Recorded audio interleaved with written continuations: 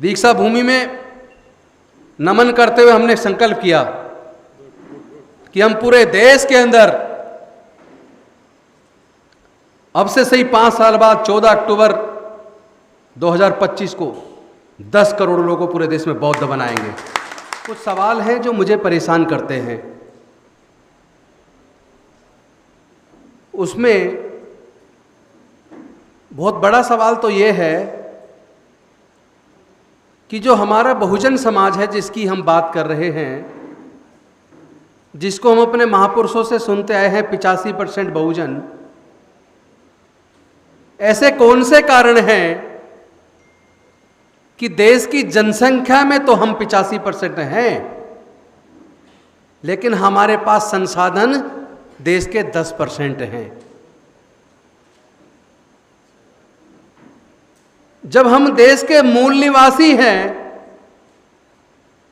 Aryans लगभग 4000 साल पहले विदेश से भारत में आए, इसका मतलब हम मूल निवासी पहले से भारत में थे। ये देश हमारा है, इस देश में निर्माण का काम भी हम करते हैं, इस देश में उत्पादन का काम भी हम करते हैं, लेकिन जो भी हम निर्माण कर रहे हैं, जो भी हम उत्पादन कर रहे हैं, उसका मालिक कोई और है। उससे जो धन उत्पन्न होता है वो धन दूसरे की जेब में जा रहा है। तो कहीं ना कहीं त्रुटि हमसे हो रही है। जो लोग हजारों साल से जिन्होंने हमारा शोषण किया, सब कुछ छीन लिया, उन्होंने धर्मशास्त्रों में हमें शूद्र बना के हमारे पढ़ने लिखने के अधिकार पे बंदिश लगा दी, हमारे व्यापार करने पर बंदिश लगा दी, हमारे धन और संपत्ति को इकट्ठा करने पर बंदिश लगा दी। और ये बंदिश कोई 2-4 साल नहीं, 10-20 साल नहीं, 100-200 साल नहीं, लगभग लगातार 3500 साल तक ये धार्मिक बंदिश हमारे ऊपर रही। इसी वजह से हम लोग दीनहीन हो गए, गरीब हो गए और गुलाम हो गए। जैसा कि ज्योतिबा फूले जी ने कहा कि ज्ञान बिना मति गई, मति बिना गति गई, गति बिना नीति गई, और नीति बिना धन गया, और धन के अभाव में हम गुलाम बन गए। लेकिन सवाल यह है कि इतने हजारों साल में भी हमें समझ क्यों नहीं आई। हमें समझाने का प्रयास कबीरदास जी ने भी किया, संत गुरु रविदास जी ने भी किया, ज्योतिबा फूले जी ने भी किया, पेरियार रामास्वामी नायकर जी ने भी किया, और डॉक्टर बाबा साहेब अम्बेडकर जी ने लगातार संघर्ष करके अपना पूरा जीवन लगा के पिछले 3500 साल की गुलामी से हमें आजादी दिला दी। और केवल आजादी नहीं दिलाई, केवल संवैधानिक दृष्टि से समान नहीं कर दिया, बल्कि हमारे पढ़ने लिखने के रास्ते खोल दिए, व्यापार करने के रास्ते खोल दिए, संसद में आने के रास्ते खोल दिए, विधानसभाओं में आने के रास्ते खोल दिए, सरकारी नौकरियों में आने के रास्ते खोल दिए। और उस रास्ते के खुलने से धीरे धीरे हम थोड़े थोड़े मजबूत होने शुरू हो गए। लेकिन यहीं से फिर उनके दिमाग में एक विकृति पैदा हुई। फिर उन्होंने एक षड्यंत्र शुरू किया कि भी ये वो समाज जो अपने आप को बहुजन कहता है, जो अपने आप को मूल निवासी कहता है, जो अपने आप को दलित, पिछड़ा व आदिवासी कहता है, ये समाज हजारों साल हमारा गुलाम रहा। और कभी 18-18 घंटे काम करने के बाद इसने कभी पैसे नहीं मांगे। हमने इनकी बहनों की इज्जत लूटी, इनके घरों को जलाया, इनके बच्चों की हत्याएं की, पर इस समाज ने कभी उफ तक नहीं किया। लेकिन आज ये समाज काम के बदले में पैसे मांगने लगा है। आज ये समाज हमारे सर पे अफसर बन के बैठ गया है। आज ये समाज फिर से गुलाम बनने को तैयार नहीं है। ऐसी कौन सी ताकत इनके हाथ में आ गई कि ये बेजुबान गूंगा बहरा समाज बोलने लगा है? ये आज अपने हक और अधिकार की बात करने लगा है। ये बहुजन के नाम पे एकजुट होने की बात करने लगा है। और जो बहुमत से सरकारें बनती थी, इन्होंने ऐसा एक ताकत अपनी जोड़ के दिखाई कि देश में कोलिशन की सरकार बननी शुरू हो गई, बहुमत की सरकारें आना बंद हो गई। तभी उन्होंने षड्यंत्र रचा कि सबके पीछे एक ही कारण है और वो कारण इनका पढ़ना लिखना और नौकरियों में आना। तो उन्होंने षड्यंत्र किया कि इनके पढ़ने लिखने के रास्ते फिर से बंद कर दो, इनके नौकरियों में आने के रास्ते फिर से बंद कर दो। लेकिन बाबा साहेब के दिए संविधान की वजह से, प्रजातंत्र की वजह से और one man one vote one value, सबकी वोट की जरूरत है ना सत्ता में आने के लिए। इसलिए डायरेक्ट ना तो हमारे लिए स्कूल में आना बंदिश किया जा सकता था, ना नौकरियों में आना बंदिश किया जा सकता था, ना व्यापार में आने को प्रतिबंध लगाया जा सकता था। तो उन्होंने कान सीधा सीधा ना पकड़ के घुमा के कान पकड़ा। कैसे पकड़ा? आप याद करो, पीछे जाओ, अब से 40-45 साल पहले कोई पब्लिक स्कूल नहीं होते थे।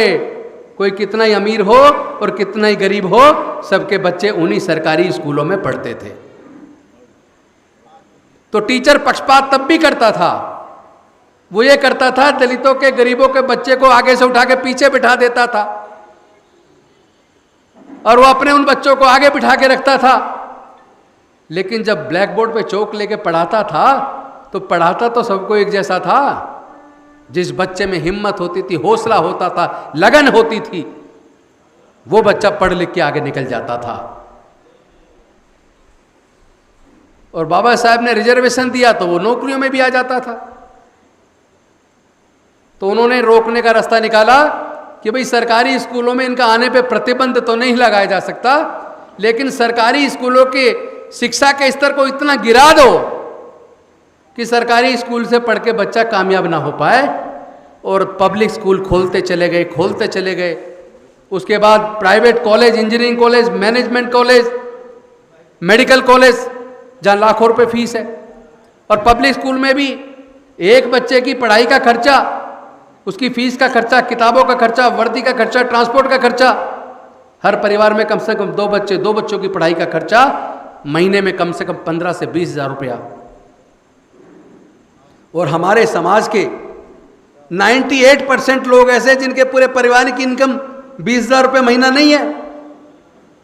तो हमारे बच्चे कहाँ पढ़ेंगे? मजबूरी में सरकारी स्कूल में पढ़ेंगे। और सरकारी स्कूलों के स्तर को उन्होंने जानबूझ के गिरा दिया। उनके लोगों के पास पैसे हैं, उनके बच्चे पब्लिक स्कूल में पढ़ेंगे और कामयाब होंगे, हमारे बच्चे सरकारी में पढ़ेंगे और मजदूर बनेंगे। क्योंकि उनके सामने एक सवाल ये पैदा हो गया, अगर ये पढ़ लिख जाएंगे तो हमारे खेत में मजदूरी का काम कौन करेगा? बड़ा सोचा समझा षड्यंत्र था। तो एक तरफ तो उन्होंने एजुकेशन को प्राइवेटाइज करना शुरू किया और दूसरी तरफ नौकरियों में आउटसोर्स करना शुरू कर दिया। 4th क्लास एम्प्लॉयमेंट बंद कर दिया।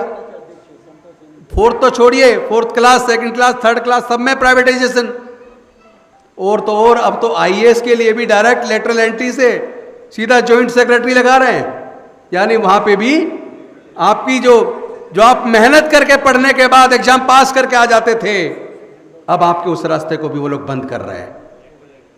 अभी वो बैंकिंग का आया कि जो वैकेंसी निकाली, SC का 15% से घटा के 11, ST का 7.5 से घटा के 5, OBC का 27% से घटा के 16।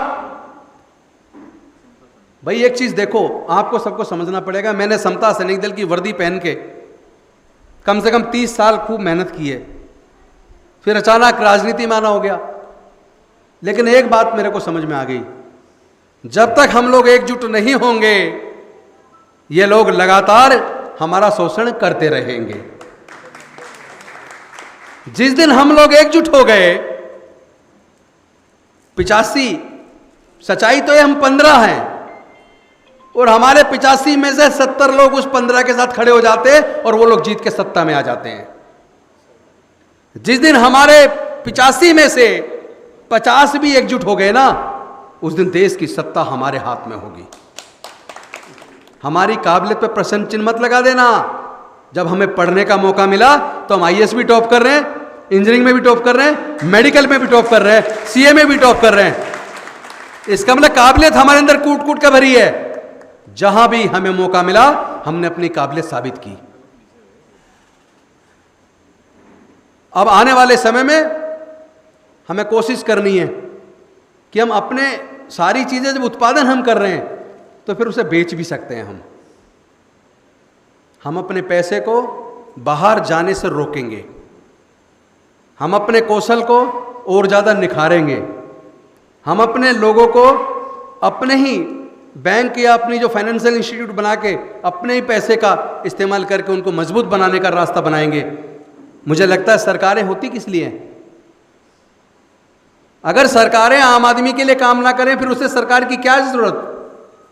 आपसे पूछना चाहता हूं सबसे, चाहे गरीब हो या अमीर हो, किसके बच्चे को अच्छी एजुकेशन नहीं चाहिए? चाहे गरीब हो या अमीर हो, किसके बच्चे को अच्छी स्वास्थ्य सेवाएं नहीं चाहिए? अमीर हो या गरीब हो, किसको नौकरी नहीं चाहिए? रोटी किसको नहीं चाहिए? जब देश हमारा है तो या तो हमें हमारा हक जल्दी से जल्दी मिल जाए वरना हम छीन लेंगे। दीक्षा भूमि में नमन करते हुए हमने संकल्प किया कि हम पूरे देश के अंदर अब से सही 5 साल बाद 14 अक्टूबर 2025 को 10 करोड़ लोगों को पूरे देश में बौद्ध बनाएंगे। बहुत से लोग जब मैं दिल्ली पहुंचा कह रहे यार कुछ ज्यादा नहीं बोल दिया। मैंने कहा हमारी संख्या इतने ढंग से प्रयास किया तो 10 नहीं 20 बनाएंगे।